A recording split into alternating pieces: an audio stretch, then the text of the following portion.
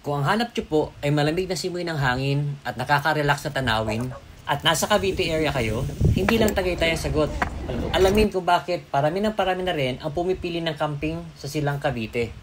Mas tahimik, mas abot kaya at kasing lapit ng Tagaytay. Pulutan. Umiinit na damit. Musna, samahan niyo po ako.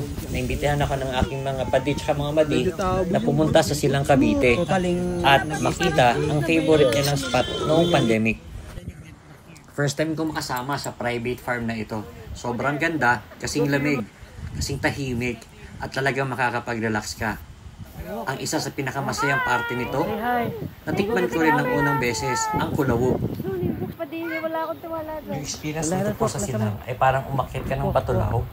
Malamig pagising mo sa umaga, pero tinik na ang init ng araw. Slowly.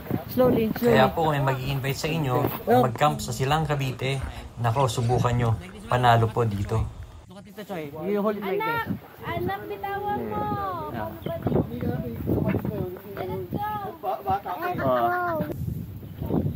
Slowly. Walk slowly. Yeah.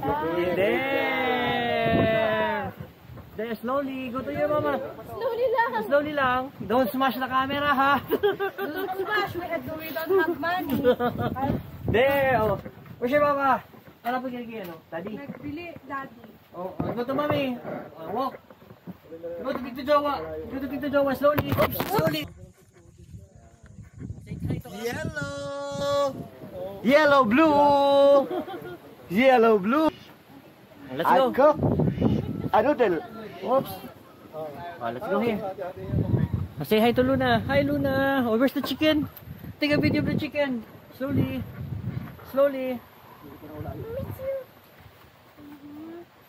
Okay na. Oh, give it back. Thank you.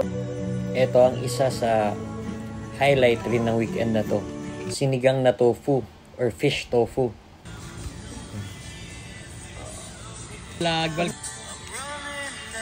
Paka-shout naman, sir. Wash out.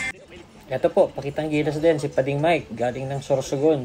Gumawa siya ng bushcraft trap gamit ang dahon, panghuli ng manok. Ayos din ah. Yan o. Hindi dapat sa ilalim. April lang. Punta ko lang balik sa balik. Sanay lang pali. Mabato, so makakit niya. Makakit. So dito nga po namin, tinapos yung weekend, kumain kami ng kulawo sa Silang Cavite. Ang kulawo po ay parang kinalas din, pero pinaksiw lang.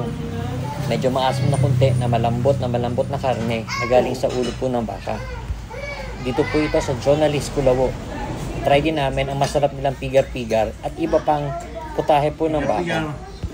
Yan po ang kulawo. Sige po, Diyos mabalos po. Sa outro po, Giraray. Please follow and share.